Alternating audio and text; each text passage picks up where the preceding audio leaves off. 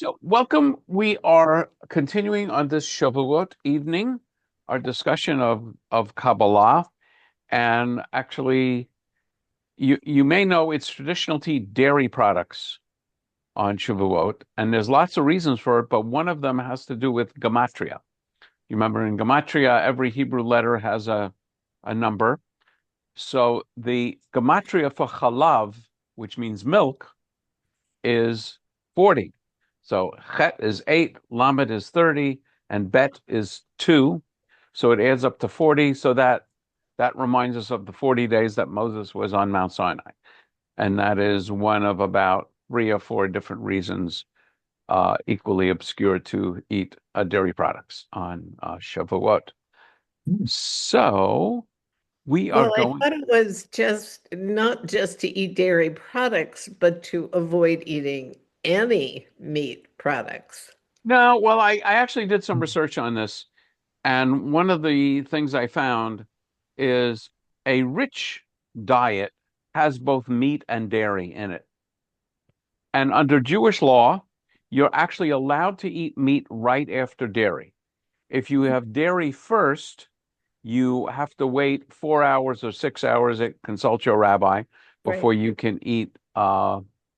We did If you have 5. meat first, you have to wait before you can eat dairy. But if you have dairy first, you can eat meat directly afterwards.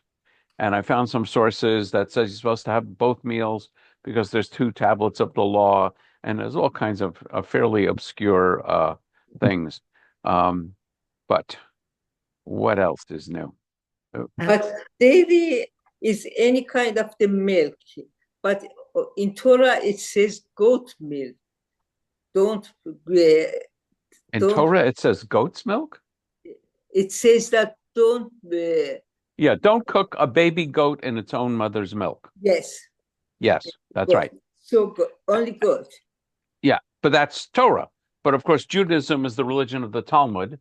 So the rabbis expand the prohibition greatly to prevent any eating of any meat with any milk.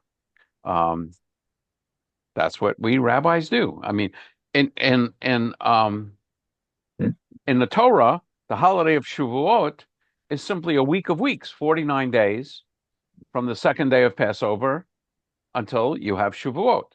And it's the wheat harvest, and you're offering offerings of wheat and counting the Omer. And in the Torah, it doesn't speak of Shavuot, of commemorating the giving of Torah at all. The rabbis in the Talmud add a historical dimension to it. Just like Sukkot is an agricultural holiday in the Torah, and the rabbis connect it with the wanderings in the desert. So there's a lot going on with the rabbis. Okay, I am going to go to share screen. And here we are. And I'm going to start. So we're continuing and hopefully concluding the our discussion of Kabbalah this evening. We may run a little long, but we'll see what happens. Okay. So earlier you may recall we had this mention of, in the creation of man and woman, God says, let us create humanity in our image after our likeness, is the English translation. In Hebrew, B'tselmenu kidmutenu. And tzel uh, has a meaning, certainly in modern Hebrew, of shadow um, as well as image. So one of the things that the mystics are going to do is to take this idea of being God's shadow seriously, and I like to add my own insights on this. So if you look at that image there, we're looking at the shadows of 3 people, right? Can you tell what those 3 people are doing? A mother and father holding up a baby. Right. And are you sure? This is not a trick question. I'll try and let you know when I'm asking trick questions. But so my point is that it has to be the shadow and the actual object are intrinsically linked, right? You can't have the object doing one thing and the shadow doing something else, and vice versa. So that's the point, and I'm going to get a little deeper into that. Because if we are created as God's shadow, that says something about our relationship and our connection with God. So here we go. The idea is that we force God's hands by being God's shadows. If we're God's shadows, so I will, I'll jump down to the bottom bullet. If I visit someone in the hospital, if I feed the hungry, if I do any of these mitzvot, since I'm God's shadow, in a sense, I'm forcing God to do it. God is in that hospital room. When I go to visit someone, when you go, it's not being a rabbi, it's being a Jew following mitzvot. When I go to do something and visit someone in the hospital or feed the hungry or so on, because I'm God's shadow, God is actually doing it. And by the way, this is a theology that I really like, because it doesn't even matter whether you believe that God exists or not. And I can tell you from personal experience, and this maybe has to do with being a rabbi and sort of the image of being a rabbi, that when I go to visit someone in the hospital, and particularly as is quite often, it's someone I don't know at all, there is absolutely a sense that I'm representing God in doing that. There's no question in my mind and that's going on. So we get this Kabbalistic idea that by making harmony on earth, we make harmony in the heavens. And then I had this insight. I was teaching this, and once it was actually at Temple near me, and I was it was on high holiday services, and there was a woman who recently had lost her husband, and she was absolutely bereft. She was so upset having just lost her husband. And then as I'm introducing the mourner's Kaddish, the thought occurred to me, and this is the thought, is that when does a shadow disappear? So if you think about it, and this is obviously the image here, if you're holding up your hand to the light, you can see it, and your shadow is falling on some object. So when does the shadow disappear? It's when you actually touch the object onto which the shadow would fall.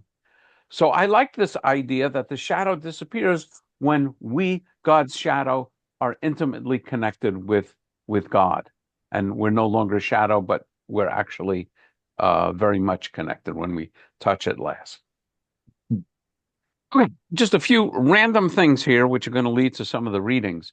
I talk about this all the time, that the Hebrew word for angel, malach, is also the Hebrew word for messenger. And in the Bible, when we have stories about angels, particularly in the Torah, we have messengers, people morphing into angels, morphing into God. And so, I think the teaching, and I talk about this a lot, is that God could have created a perfect world. I mean, we talked last time about the Sephirot and the shattering of the vessels, and our job is to repair the world. So my understanding of the central teaching of Judaism, and certainly a Kabbalistic insight, is that God could have created a perfect world, but if we lived in a perfect world, what job would we have? What would our role be? We would literally have nothing to do. Wouldn't need engineers, Henry, wouldn't need psychologists, wouldn't need rabbis, wouldn't need doctors, wouldn't need plumbers. There'd be no problems to solve. So instead, my understanding is that God deliberately creates a world that has not completed creation and sends us into the world to do God's work. And speaking Hebrew, we can't tell whether we are messengers of God or angels of God. They are the same word. Now I'm going to get back to reading some texts, some of my favorite texts. So I apologize if this gets a little tedious. So this is from Larry Kushner, who I think is one of my teachers, and it's on the same idea, angel or messenger. The Hebrew word for angel is malach, which also means messenger, one who is sent. Not cherubic creatures who adorn architecture, valentines, and fantasy. They can be anyone who is sent, just as anyone who is sent can be an angel. It is required only that there be an errand, one message. And from the Midrash, one angel never performs two missions, just as two angels never go on one mission. There is one great difference between people chosen to be God's messengers and earthly messengers. While those on errands in this world almost always know that they are sent and why, people chosen to be messengers of the Most High rarely even know that they are his messengers, unsuspecting and unaware, consumed by their own plans and itineraries, busy at work on their own schemes. God is already sending them somewhere else. I do not know how many times in one's life one is also a messenger, but for everyone it's at least once. One to whom is given to know that their errand is completed is blessed and rare. Not so for most of us. Remember only that you are not always going where you are going for the reasons you think you are going. When the angels are sent as messengers by his word, they are changed into winds. And when they minister before him, they are changed into fire. As it is said, who makes his angels into winds, his ministers a flaming fire. What is it like to stand into the wind? Pretty much like talking to anyone. What is it like to speak to a messenger of the Most High? Like standing in the wind. There must have been a time when you entered a room and met someone, and after a while you understood that unknown to either of you, there was a reason you had met. You had changed the other, or he had changed you. By some word or deed, just by your presence, the errand had been completed, and then perhaps you were a little bewildered or humbled and grateful, and it was over. I think this, I think, is also from Larry Kushner. Each lifetime is the pieces of a jigsaw puzzle. For some, there are more pieces. For others, the puzzle is more difficult to assemble. Some seem to be born with a nearly completed puzzle, and so it goes, souls going this way and that, trying to assemble the myriad parts. But know this, no one has within themselves all the pieces to their puzzle. Like before the days when they used to seal jigsaw puzzles in cellophane, ensuring that all the pieces were there. Everyone carries with them at least one and many pieces to someone else's puzzle. Sometimes they know it, sometimes they don't. And when you present your piece, which is worthless to you, to another, whether you know it or not, whether they know it or not, you are a messenger of the Most High. This reminds me of a story which I was going to read, but I think I can summarize it. It's in a book called My Grandfather's Blessings. There's two books, My Grandfather's Blessings and Kitchen Table Wisdom. I have it in my reading list. I've had it too. And it's a wonderful book, and there's a great story in it. It's by Naomi Reagan, I think. I think that's yeah. yeah. So there's a story of a woman who was married to a highly, highly, highly respected physician who was, a pillar of society and head of the departments and so on. And in public, he was this wonderful, gracious guy. In private, he was actually pretty abusive, not physically abusive, but he was very much into putting his wife down and belittling. And so it went. And one day, the two of them are in New York City and they're crossing the street. And his wife looks up at a building and says to her husband, "Isn't that a beautiful building?" And the husband, in his typical fashion, says to her, "That's actually quite an ordinary building, and it just shows how little you know a lot about architecture." And standing next to them is a woman who overheard this conversation. And she said to the guy, she said, "I am sorry, sir, that is really quite a beautiful building. And you are," and I can't remember what euphemism she used in the book, but I actually met her and heard her give a talk, and I mentioned this story to her, and the actual word he uses was much more graphic. It was something like you are an asshole or something like that.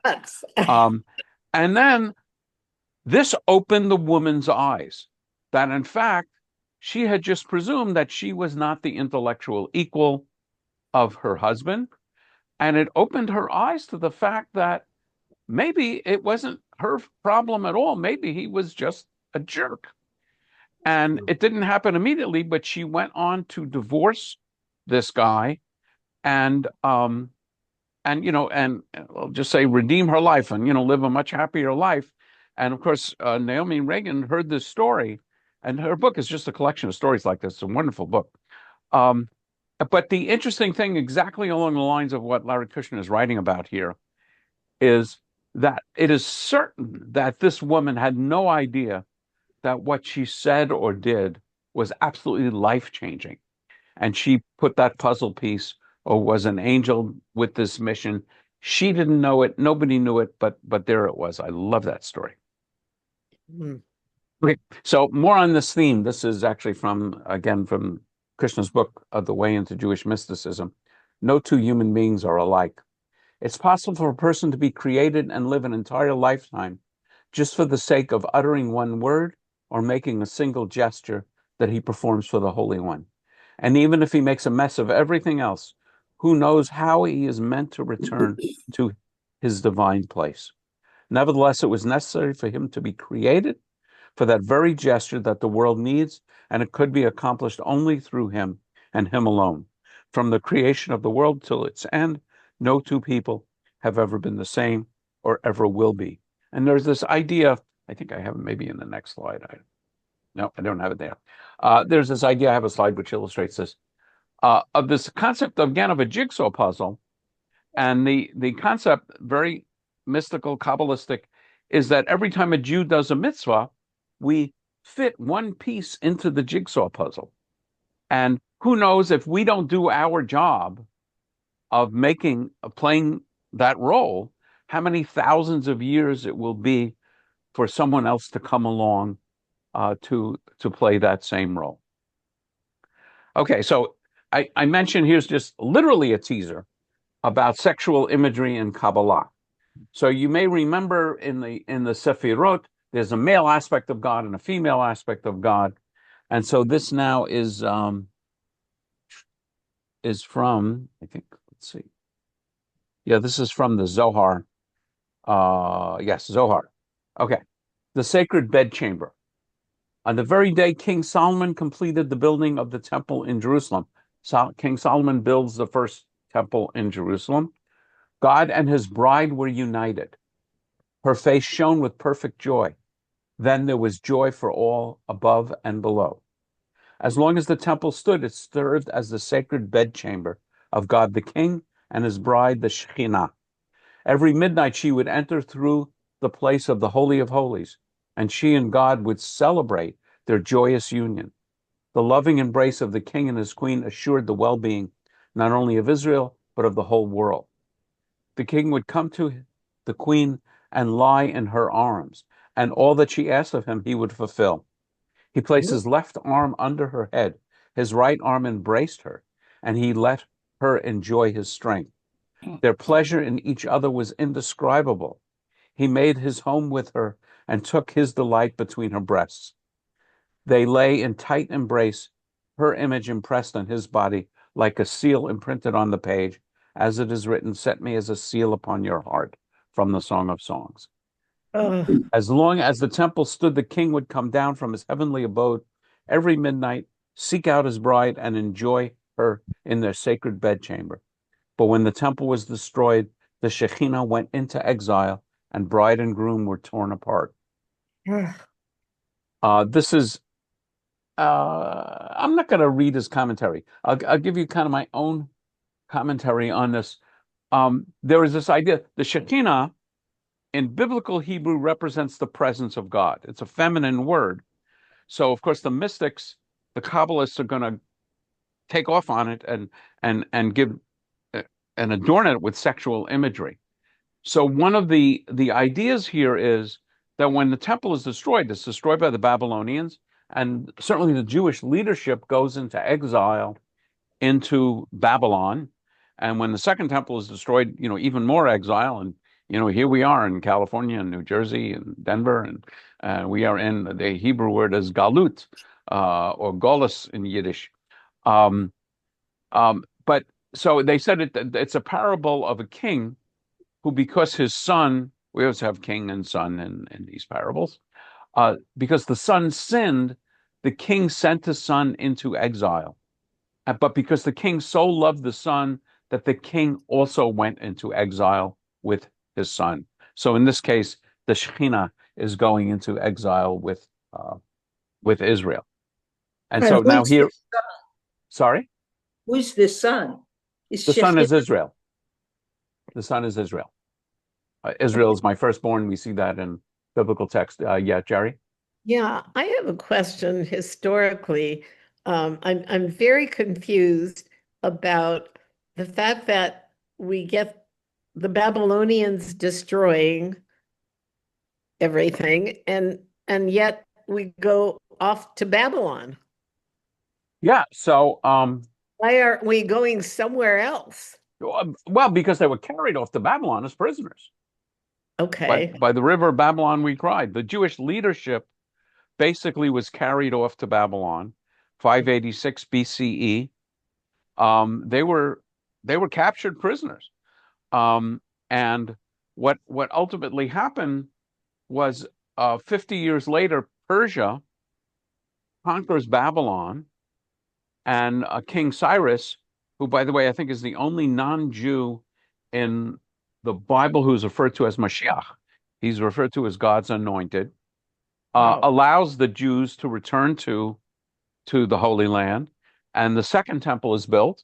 But many of the Jews were quite happy in Babylon, and so they stayed there. So we have this 50-year. The Jewish, a good deal of the Jewish leadership stays in Bavel, which now is going to be Persia. But isn't And for that about confusing? 1500, hold on, let me finish. For about 1500 years or so, Babylon is the center of Jewish leadership because the Babylonians don't have a theological chip on their shoulder against the Jews.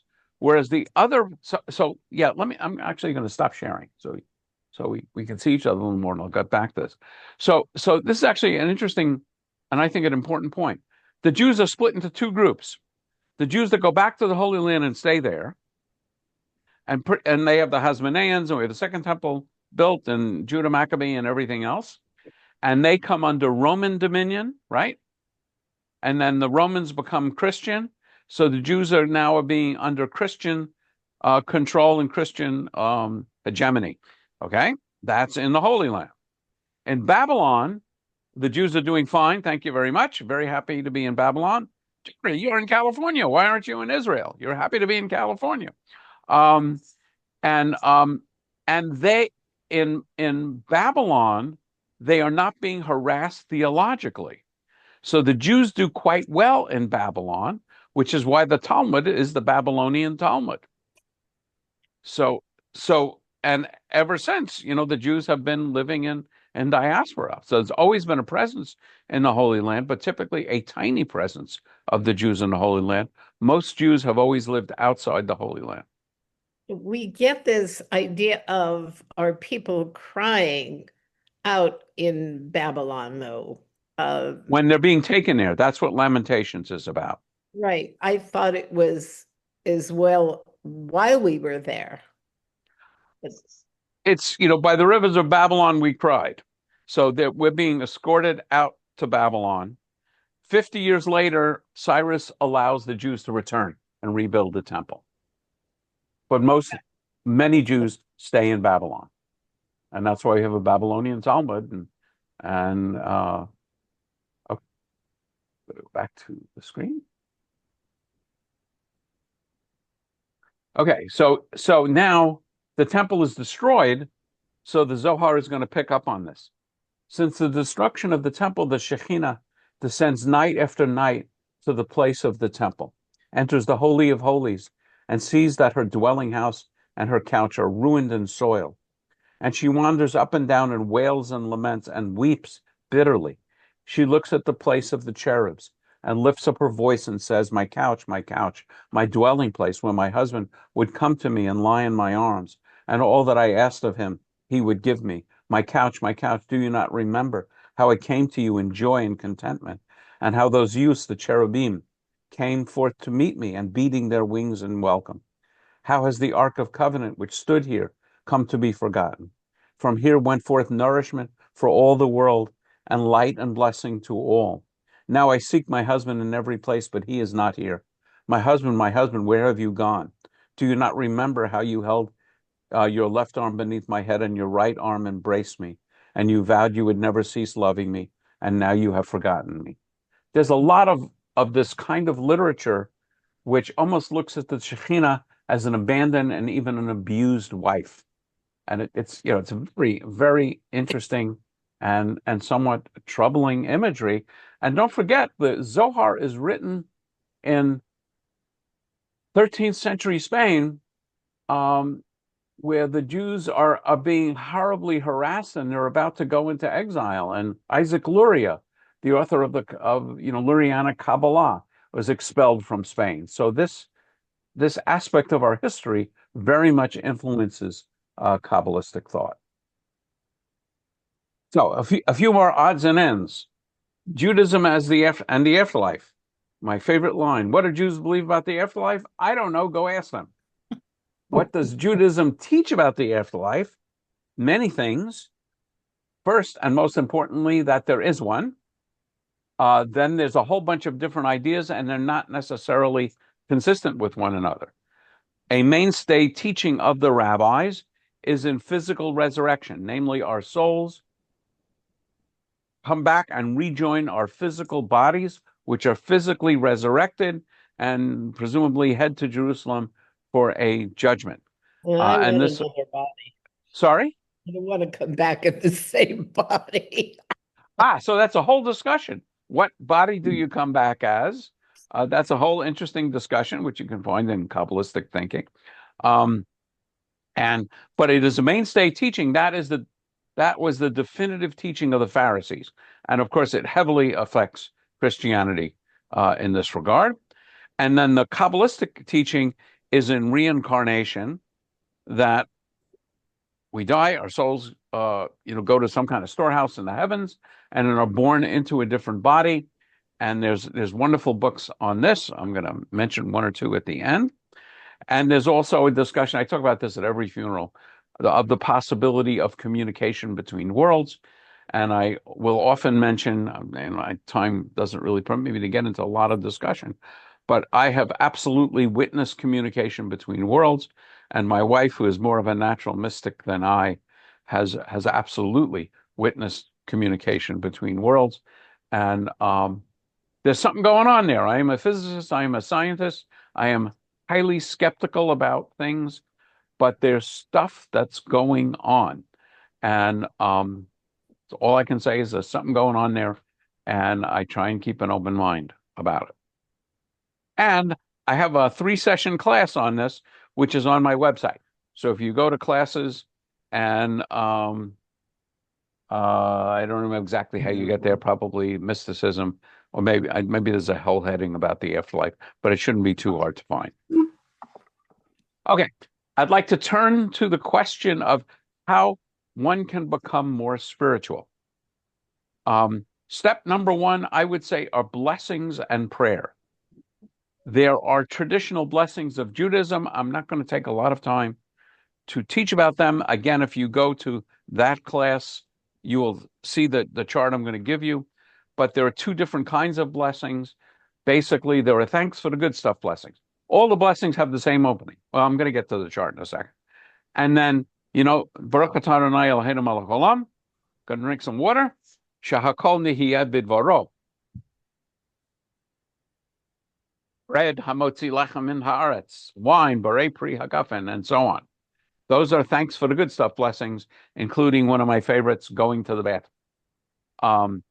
If it's for a mitzvah, you get the additional phrase, Asher kidshanu b'mitzvah tov v'tzivanu, who has made us holy with commandments and commands us too, and then you recite the mitzvah. But another way of praying is, just as was taught to me by Rabbi Mordechai Finley, just talk to God. And the way he describes it, which I find very powerful, is at a time of day, and some of you may do this all the time, some of you may never do this, is find a time that's quiet, you won't be interrupted, put your head in your hands, and quietly speak out loud to God. And don't let yourself be distracted by the question of whether you believe in God, or whether you just think you're having sort of a meshuggah episode here, because one of two things are possible. Either you're actually speaking to God, and then I encourage you to listen for a response, or you're speaking the deepest truths of your heart. Because when you speak to God, you can't lie. It's absurd. And hearing yourself speak is very powerful. And then also, we go to services, so we have fixed liturgical prayer. And that's important because it gets us together. And it's not because God needs our prayers. It's because we need to be the kind of people who recognize that there are things outside our own control. Paul. Yes, I was talking to some people around the table last night when we were at Shavuot get together, and some people said, "Well, how do you communicate? What do you do to communicate with other higher powers or something?" I said, "I talk to God. I absolutely talk to Him, and His answers come back." Yes. So And we also have this important word, Shema, which means listen. So yes, after you finish talking, shut up and be quiet. and if the answers are not good, that's part of the whole idea. The answers are not good. If they're good, then I follow through. If they're not good, I'll say, "I'll see you some other time. We'll talk again." Oh, that's interesting. I'm not sure what you mean by not good. Well, maybe He won't give what you want. Maybe He won't give Yeah. you what you Okay. want. So I was doing more reading today on Kabbalah, and there was this idea. There's an idea which I think I mentioned earlier, called devekut, which means sort of attaching yourself to God. The word devek is the modern Hebrew word for glue. So it's gluing yourself to God.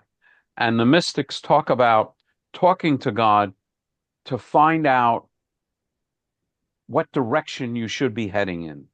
Right. That's And exactly right. they say if you feel more and more holy in what you're doing, you're in the right direction. For certain people, God actually gives you a clear, That's right. GPS signal, and you know where to go. That's how I But feel. That's how I feel in my for the everyday waking when I talk to God. If I need to, He answers me like that. Yeah, that's what happens to me. okay. I have that feeling. So I have this in on my website. It's basically, I call it the Learner's Guide to Blessings. And again, I'm not going to spend a lot of time dwelling on it, but basically the opening is always the same. Baruch atah Adonai Eloheinu melech haolam. And I like to think of that as God's area code. Okay, you dial here, if you dial 1-805, that's Ventura County. If you dial Baruch atah Adonai Eloheinu melech haolam, whatever God happens to be doing, God pauses and says, "Oh, wait a minute, a Jew wants to connect with me." So that's how you get in touch with God. That's God's area code. And then for a mitzvah, you add the words Asher Kidshanu b'mitzvotav vitzivanu, who has made us holy with His commandments. I translate this literally and not gender neutrally, and commands us to. And then there's typically a verb, lahadlik ner shel shabbat, to light candles of the Sabbath. And then there's stuff for food, bread, wine, other foods, natural phenomenon, osei ma'aseh v'reshit. This one I talk about a lot. I actually had this lecture by Rabbi Richard Levy of blessed memory, who taught me a lot about this and other things. And when I attended a lecture and he talked about this, I resolved to at least learn this one. Baruch atah Adonai Eloheinu melech haolam, that we all know. Osei ma'aseh v'reshit, which a good translation is who performs the work of creation. And I resolved that whenever I would notice something beautiful in the world, I would say this quietly but out loud. And the phenomenon for me was one of rewiring my brain. Because at the end of the day, if I said this every time I noticed it, I realized how many times during the day I have been given a gift, rather than just a typical day of muddling my way through. That's right. That's so right. Through the day. I realized that I have been blessed with so many gifts. And the bathroom prayer is long, but you know, you go to the bathroom. It's not something that you think of as having a great spiritual experience. But if, like most of us, you know, once you reach a certain age, there have been from time to time problems, and the blessing is actually quite graphic. It says that, you know, in God's wisdom, God created us with things that are supposed to be open from time to time and things that are supposed to stay closed. And it's known that if those don't work properly, it would be impossible to stand before you. So if we thank God every time the plumbing works, and I'm talking about the kishkas, which you call kishkas in Yiddish, not the cast iron or porcelain plumbing, then you realize again it's a gift, and it's an amazing gift, and you really notice it when it doesn't work. There's a shachianu, there's lighting Shabbat or Hanukkah candles, studying Torah, what we say at the very beginning, la'asok b'divrei Torah, putting on a talit, etc. And I have material on that on the website. Yeah, so if you want this thing, just go to classes and Jewish prayer and services, the Learner's Guide to Blessings. So here is another step, and some of you have heard me talk about this, and seeing the holy in the world. So the question is, the world is the world. The question is, do you see God's presence? Do you see God's gifts? Do you see the holy in the world? And the example I love to use is going to the supermarket. So, you know, most of us going to the supermarket, we're in a hurry. Things are expensive. We are trying to remember, did we need milk or not? And so on and so on and so on. But if you can take a moment and look at this vision in a world where both today and throughout history, most people don't have access to a lot of clean food. I think it's estimated something like 40% of humanity don't have consistent access to clean water. So in a world where most people don't have access to this, here we are. Look at this. Every food you could imagine is lined up, clean, in shelves, just waiting for us. So many choices. I'm going to get into this some more. My favorite is, you know, if you go to a slightly fancier place, you go over to where the produce is. Every now and again, it gets spritzed, and if you're really in a fancy schmancy grocery store, they may even play thunder, so the broccoli will think that it's still growing in the ground, and it's and the thunder is going on. So I once gave a sermon, this is before I was a rabbi, many of you have heard me talk about this, about God's gift of mustard. And as I observed then, and I would observe now, if I had any mustard at all, I would still be a pretty happy guy. And absolutely all I need in my mustard cravings, all I covet, even though the 10th commandment is lo tachmod, thou shalt not covet. The only thing that I covet is deli mustard. I would be fine. Really? Wow. So I tried as an experiment in the sermon, how many choices of mustard did I find at Gelson's one day? I don't know if any of you. About 20. About 20. Any other thoughts? How many choices would you guess of mustard? That there were more in 79. 39? I think you've heard this. 79. Oh, 79. So preparing for a sermon, I counted 39 choices of mustard at Gelson's. Here's a better picture I took later on, and there they all lined up, Grey Poupon and French's and so on and so on and so on. Well, I gave the sermon again, and I couldn't use mustard again, so I decided to use olive oil. And I went to Whole Foods Market to count the number of choices for olive oil, not sunflower oil, not safflower oil, not, God forbid, Frisco or lard, but olive oil.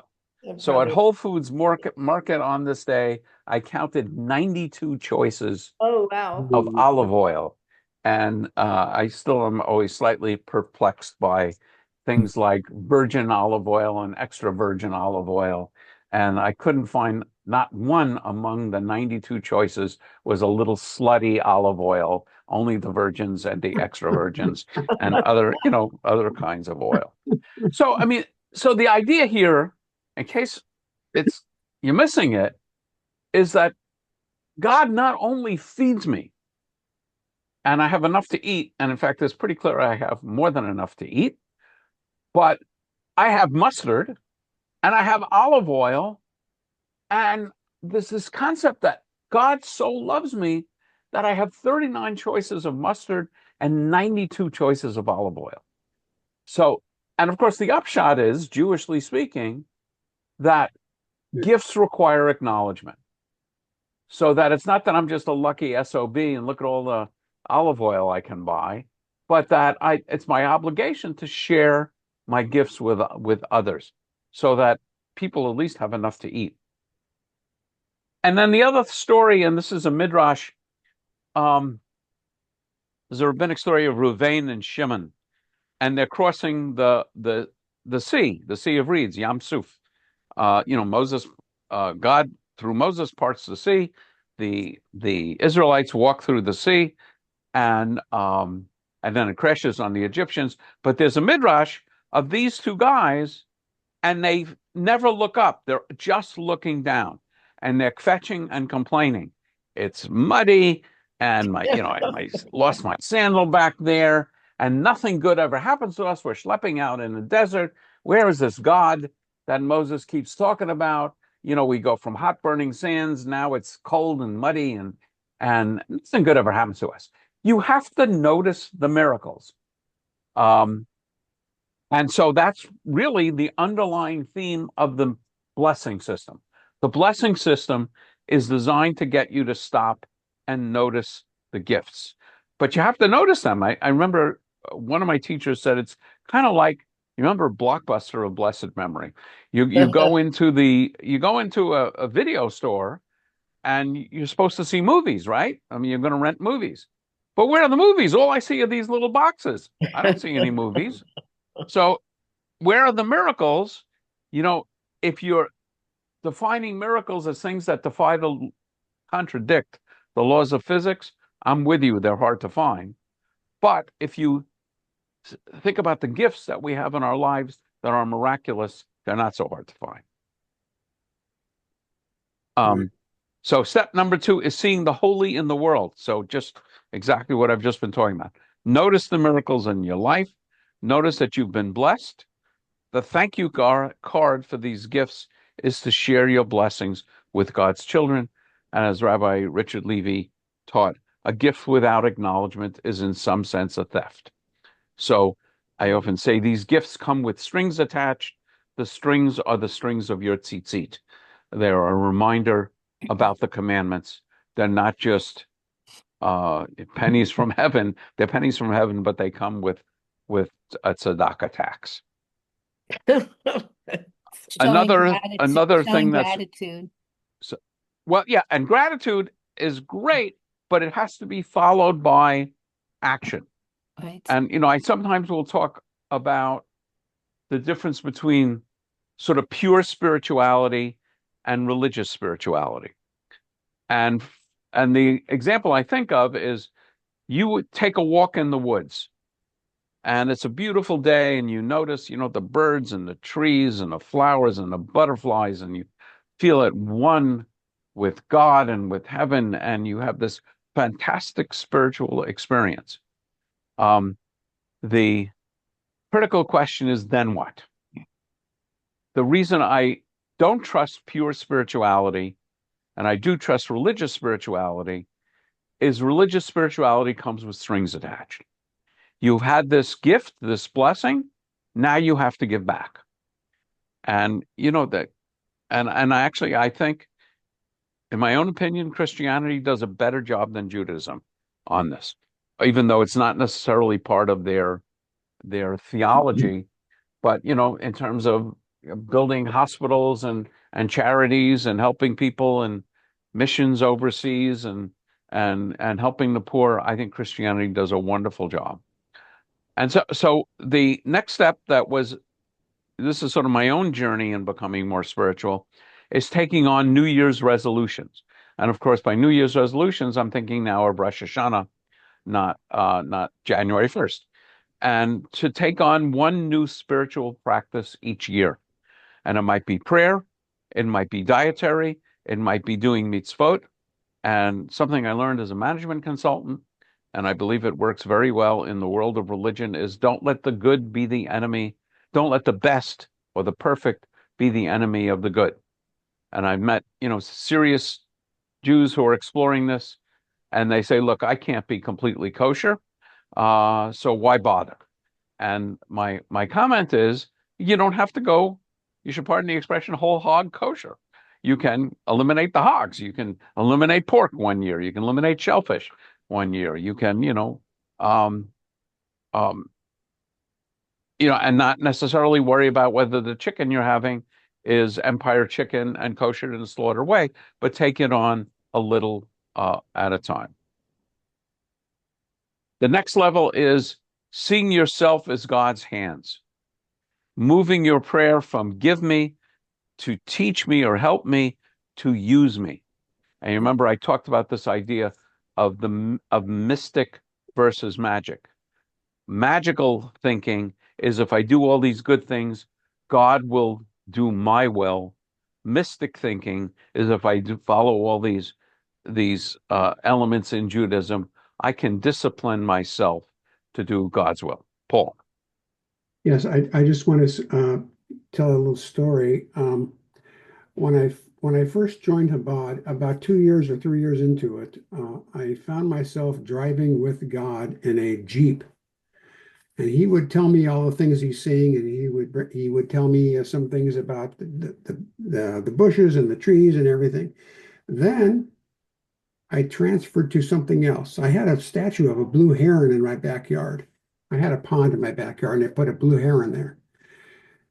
And then what happened was the blue heron said, "Get on my back. I'm going to take you places that you've never seen before." And we flew from my yard all the way to Mount Sinai and back, and we flew every place, and the blue heron was talking to me.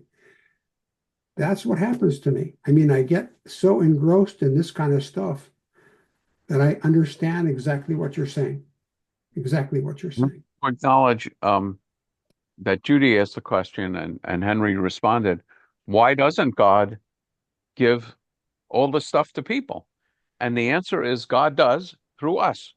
There's another William Midrash, a rabbinic story about someone dies and goes to heaven or goes to meet God and says, I just don't understand. How could you let all of this horrible stuff happen on earth?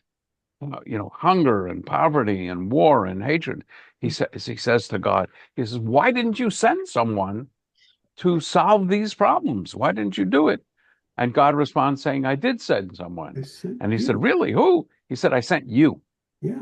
So I would say the central idea, and I'm glad you raised this, Judy, the central idea in Jewish mysticism is that God cannot solve these problems by God's self. God deliberately created a universe with lots of problems with the idea that God sends us to solve the problems of the world. We may not like that, and that can be a question that we raise and ask God when that day comes. And you say humanity isn't Henry doing a great job, but I think we have eliminated polio, we have eliminated smallpox. We have to keep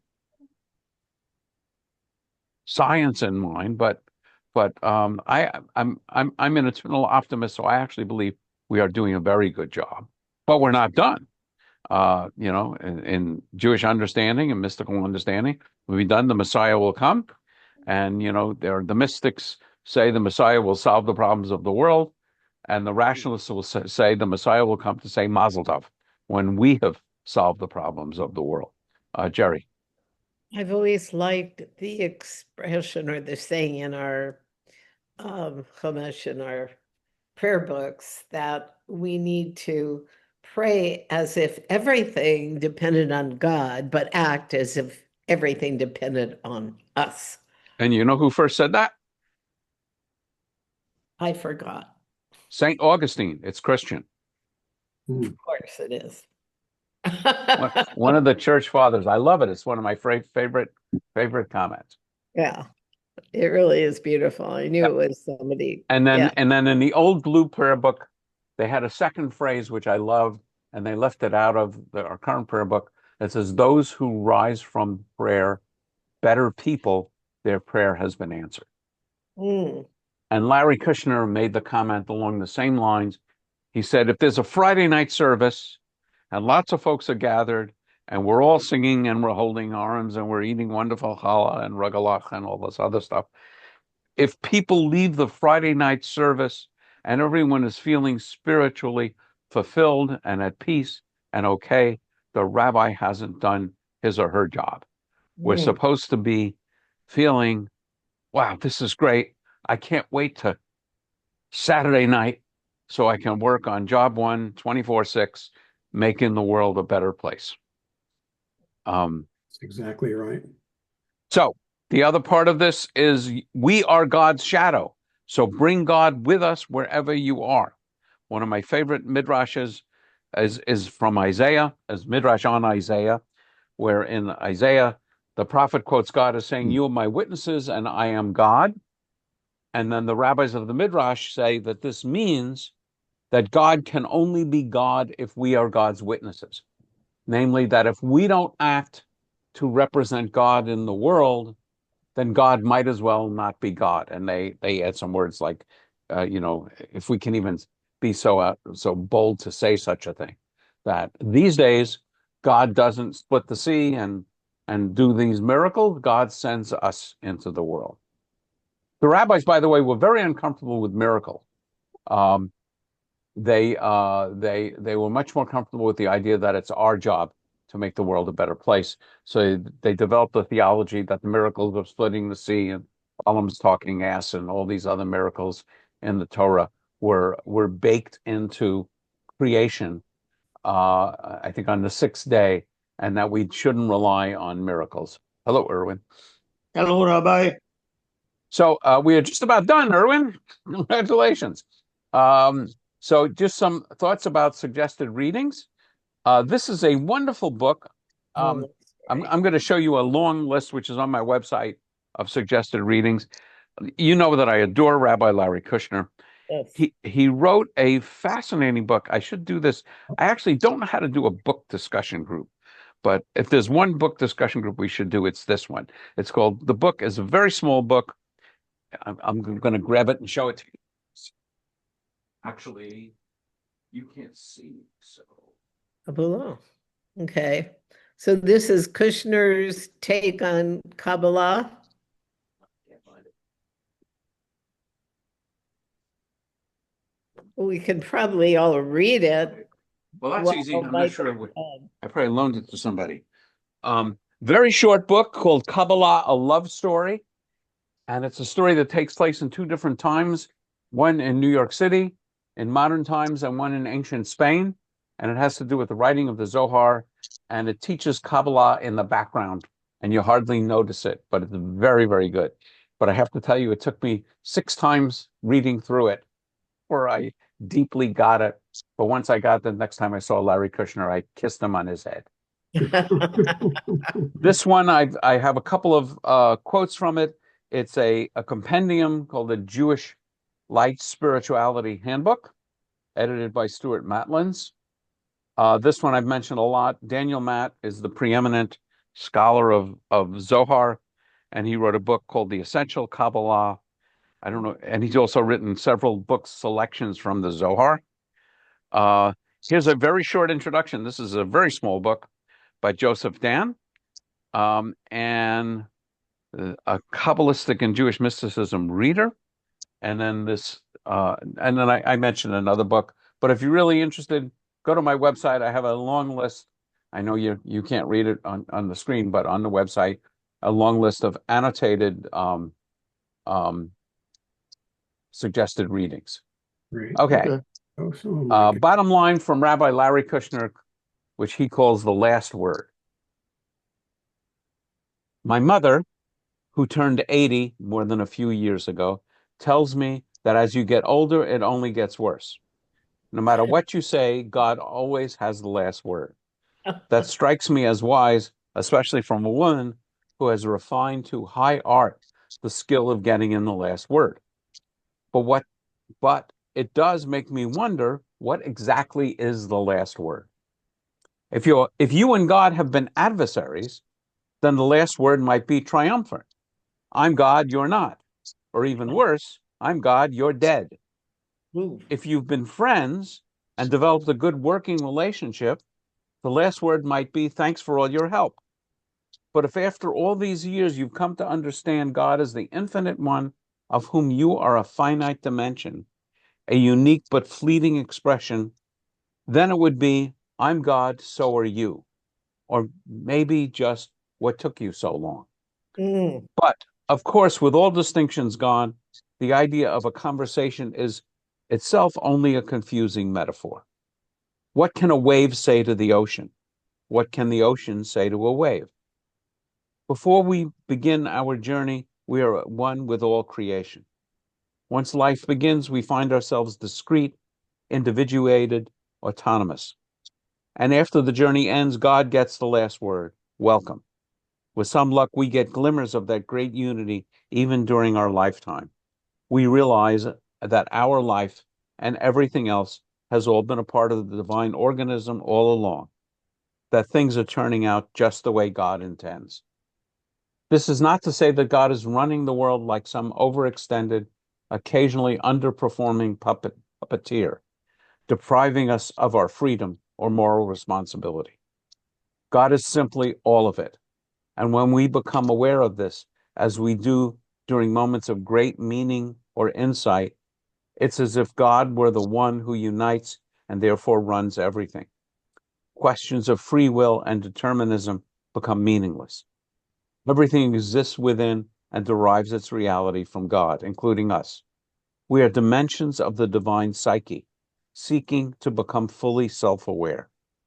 And when we raise our consciousness, we not only realize that we never have really been apart from the divine source at all, we realize that we also participate in the process itself. You may not be able to have an intimate relationship with such a God, but you are its pride and joy, its best hope. My colleague, Rabbi Nehemiah Polin, taught me that the world simply is. It is the way it is supposed to be, the way it must be. Such a vision is achieved by a surrender of the ego, by submerging yourself in the enveloping waters of divine being. We say the last word, oh my God, to the universe and lose ourselves as we do so. Being is not from or by God, it is of God. There is only one player, God. In the words of Deuteronomy, Adonai alone is God, there is nothing else. All theology is autobiography. Oh, I have a song for you. Oh. What a surprise. I wouldn't say this isn't one of my best songs, but it's kind of a fun song of this idea of being God's shadow.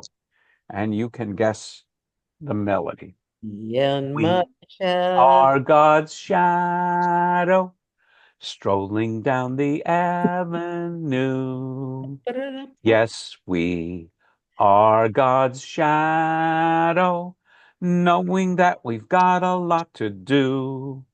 Creation's incomplete, the world's a mess.